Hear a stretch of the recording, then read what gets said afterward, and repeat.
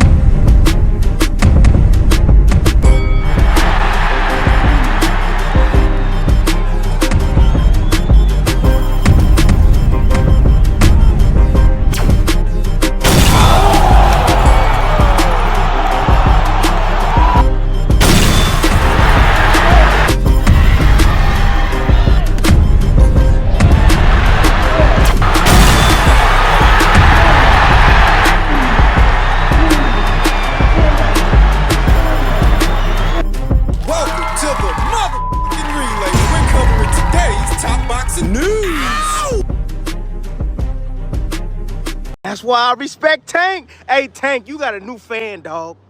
You got a new fan. You a real one, dog. As of late, you've been showing me you a real one. Oh, come on, Tim. What's real about Gervonta Davis, who is 30 years old, bad-mouthing Turki, bad-mouthing all the fighters that are working with him, then deleting the tweets, essentially throwing a stone, then hiding his hand? What's real about that? I like that. Yes, you've been showing me that you are a real one. Now, if you go over there and take back everything you said, and you kiss the ring too, for 150 M's, because you know Shakur over there, and that's why I respect you. You saying like, I don't need Shakur because you don't want to go over there. I don't understand Timothy Bradley's stance on Gervonta Davis because I thought Timothy wanted Gervonta to fight Shakur. I could have swore I saw videos where he was pushing for that fight, telling them to get it together. You don't want to kiss the ring, but if you go back on your word, then you're going to lose a big fan, dog, and I'm going to come at you. I'm going to come at you, dog, for real.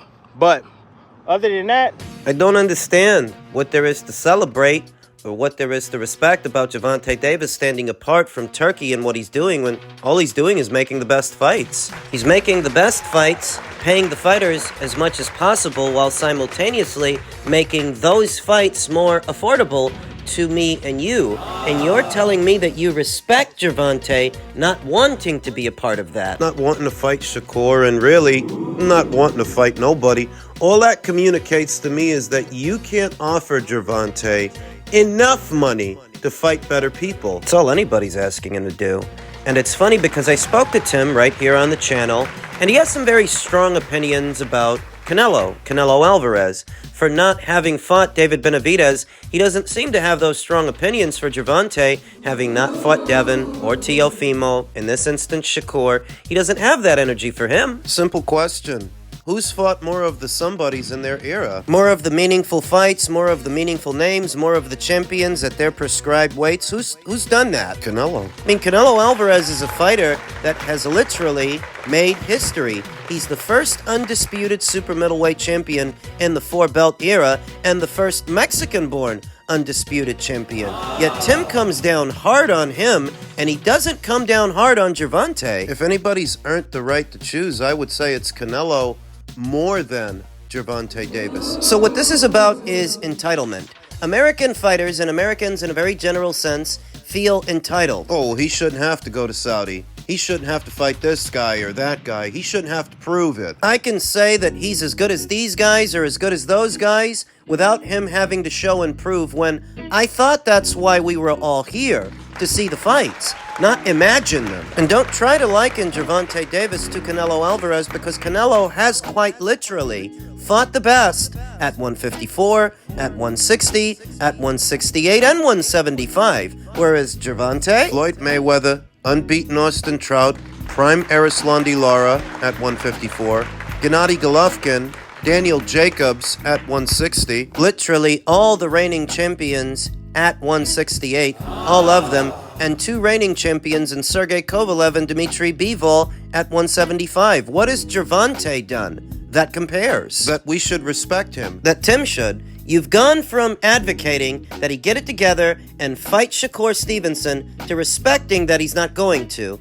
to respecting that there's no amount of money that you can offer him to get him in the ring with that fighter. You respect him for that. World's turned upside down. Cowardice is misrepresented as virtue. Independence. And the American boxing scene dies on the vine, little by little, year by year, as a result of it, as a result of fighters like Gervonta Davis not doing what their predecessors did. American boxing is in the worst state that it's ever been, and you wonder why. And it's not even like he's standing on what he said, because all the stuff he said about Turki and those fighters, he deleted it. You know, with Gervonta Davis, you have to grab your screenshots fast because he's been doing that for years. The difference now is he's 30. He's 30 years old. It's something a little kid would do. Gervonta Davis was never treated unfairly or held to some unrealistic standard that can't be met. It is met by other fighters at other weights and in other eras. In this perspective, coming from Timothy Bradley, of all people, who not but a few days ago was tearing down Alexander Usyk, saying that Usyk is not an all-time great. You talk down a fighter like him, but talk up a fighter like Gervonta. Tim, you've got more in common with Usyk than you do Gervonta. In your time, you made it a point to fight the somebodies. Unbeaten Kendall Holt, unbeaten Devon Alexander, Ruslan Provodnikov, a high-risk, low-reward guy in Ruslan Provodnikov, Juan Manuel Marquez, Manny Pacquiao. 3 times! You didn't have it easy. So why should he? Why should Gervonta? I don't understand. This is not about money. It's not business, because if it were about business, the best money in boxing right now is in Saudi.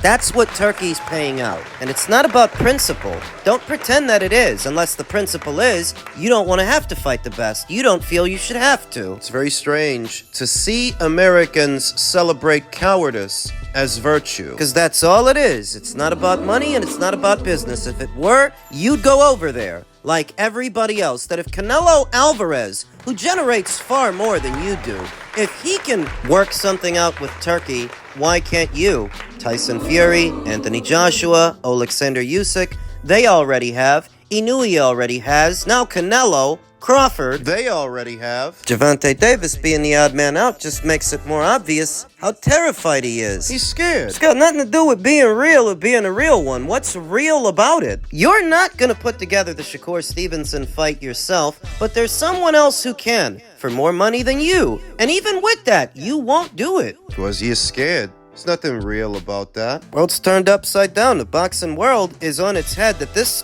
kind of cowardice would be presented as virtue. He's just the chicken shit, Tim, and you shouldn't celebrate him for it. It doesn't benefit the sport in any way that he behaves like this. He's supposed to be one of the somebodies that doesn't want to fight nobody. That's all it is. He just don't seem like a real, like, I'm a real, no disrespect to you. Same way he asks, oh, what have I done for the sport of boxing? I think he should look in the mirror and ask himself the same question, because it's like, what have you done?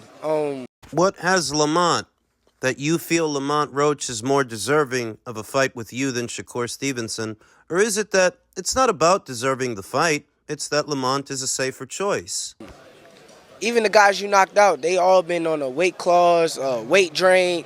It looked good to the public and to the people that don't know. And those who pretend not to, as to not judge Gervonta Davis harshly for the choices that he's making. But, like, I'm a fighter. I know what's going on. I know what you're doing. You're taking the less Path of least resistance. talented fighters and putting them in the ring with yourself and making them look as though they are on this level, but they're not. So until he fight an elite level fighter, I don't want to hear nothing from him. Take it, you're not too impressed by his fight with Lamont Roach, fan? I mean, I just think that, okay, let's say, right, he act like he couldn't get a lot of people in the ring, right? Why didn't he try to get a Edwin De Los Santos? Why wouldn't that be the fight that you want? Since you want to talk bad about me, fight somebody that I fought. Go ahead. And you talk bad about my performance during it, so go outperform me. He won't, and we all know that he won't. So where Timothy Bradley thinks that Gervonta Davis is a quote-unquote real one, Shakur Stevenson doesn't. it's actually not a bad shout. An Edwin De Los Santos fight instead of a Lamont Roach fight. Lamont Roach, who's done absolutely nothing as a lightweight. A lot of people came down hard on Shakur Stevenson for his performance against Edwin De Los Santos, that he fought too carefully, spent too much time moving. But since then, I don't see anybody jumping up to fight that same Edwin De Los Santos. I don't see anybody piping up. Not Gervonta. No, he's going to go fight another super featherweight at lightweight. For as many super featherweights as he's fighting, whether it's Hector Luis Garcia or Lamont Roach, you might as well have stayed down there. That's what Shakur Stevenson said. When he's not sticking weight clauses like the rehydration clause that he stuck on Mario Barrios or the one that he stuck on Ryan Garcia at a catch weight, when he's not doing that to his opponents, he's fighting naturally smaller fighters. Fighters that campaign at lighter weights than him. When he's not doing that, he's just fighting fighters that aren't very good. Put simply, they're just not very good. Rolly Romero, Frank Martin. Honestly, I think me and Tank is the biggest fight. I think it's stylistically something that over time, like over the years, you had like the Ali, the Frazier, like power versus skill versus defense. You want to see the guy that with all the power, very aggressive, fight the guy with the defense and got the IQ. And we want to see how good Tank is too. Like, we don't really know how good he is. Yes, he look good with the people that he's in front of, but how good is he? And the same thing could go for me too. Like, you could say like, oh, I haven't been in the ring with a Tank Davis caliber of fighter, so why not find out? Let's see. It's a question mark for both of us. Let's make it happen. It probably won't, and I guess that now Tim is okay with that, because Shakur's over there with Turkey, he's boxing in Saudi. In order to talk up Gervonta Davis, you have to misrepresent him, and what he's doing, you have to try and present it as something else, that when he's not fighting the other champions at the weights where he's campaigned, and he's not fighting the best year after year, they'll say, well, he doesn't care about belts, he only cares about money. That's what the narrative was for years. That Gervonta don't care about belts, he only cares about money. Well, okay, Turkey's paying big money, huge money, in Saudi. Well, Gervonta doesn't want to kiss the rings. Then why was he mad he didn't get invited?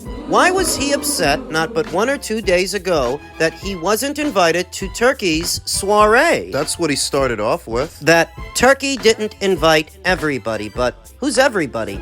Eddie Hearn was there, Frank Warren was there, Ben Shalom, Anthony Joshua, Alexander Usyk, Canelo, even Canelo was there. So who got left out? Gervonta. You're misrepresenting this, Tim. You're making it seem like he's standing on principle, like he doesn't want to kiss the rings, when what he was complaining about was not being invited. He was pouting. But why would they invite you? You ain't about that life and that kind of matchmaking. You never were. Why would they invite you? I think what set Gervonta Davis off was seeing Canelo Alvarez over there, a fighter that sells more, far more in America than he does. It makes him look bad that even Canelo's over there now. All the big names are over there now, and you're supposed to be a big name, but you're not. You ain't over there. With Showtime having left the sport of boxing, it is harder for Gervonta Davis to make money, because you don't have them to give you those hefty guarantees anymore. You're basically working off the net. Whatever the pay-per-view generates, that's what you get. But if the pay-per-view doesn't generate much, or if a sizable portion of it goes to the operational costs, the camera people, the production, the promotion, the undercard fighters, you won't get much. What did he generate with that Frank Martin fight?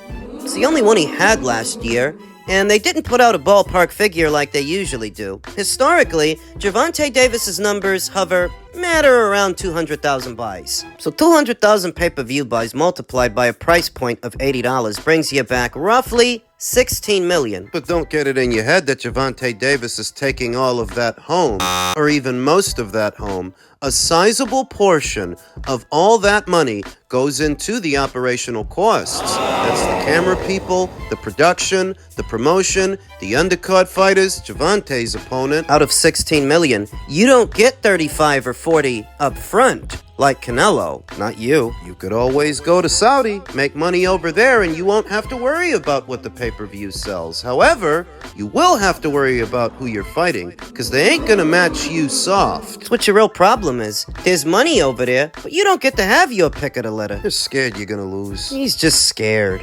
In other news, Bob Arum gave an update on the ongoing Teofimo Lopez situation. He said, "We offered him his biggest purse ever for Subriel Matias, and the opportunity to earn even more if somehow the pay-per-view took off.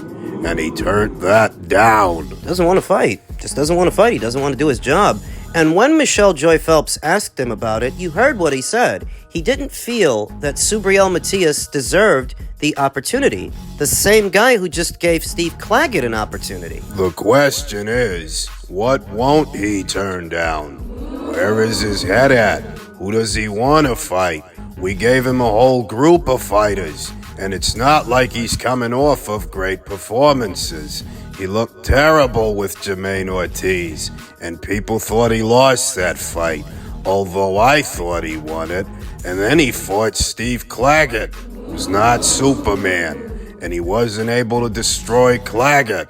So again, I don't know what effort he's willing to put in anymore, and I don't know where his head is at, but, you know, he'll come around and tell us who he wants to fight. And if we can arrange it, we'll do it. I'm a little over the career of Teofimo Lopez and what direction he's going in, these same old conversations, and the inconsistencies in his judgment. At this point, I think Top Rank should dedicate the money they were going to dedicate to Teofimo's fight to Yanibek Alimkhanalai's fight, his next fight. His opponent. It just so happens that Chris Eubank Jr.